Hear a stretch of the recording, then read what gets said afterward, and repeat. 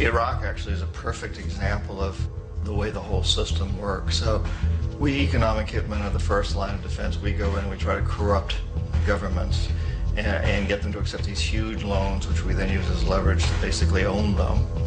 If we fail, as I failed in Panama with Omar Torrijos and in Ecuador with Jaime Roldos, men who refuse to be corrupted, then the second line of defense is we send in the jackals. And the jackals either overthrow governments or they assassinate.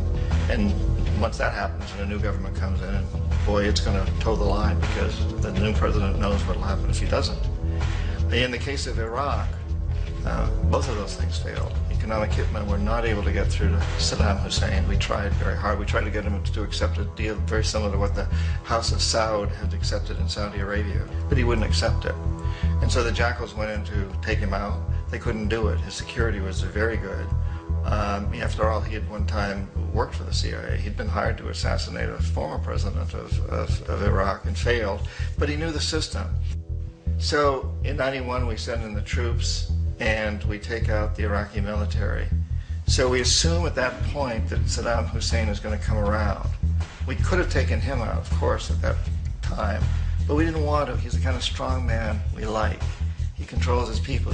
We thought he could control the Kurds and keep the Iranians in their border and keep pumping oil for us. And then once we took out his military, now he's going to come around. So the economic hitmen go back in the 90s without success. If they'd had success, he'd still be running the country. We'd be selling him all the fighter jets he wants and everything else he wants. But they couldn't. They didn't have success. The jackals couldn't take him out again.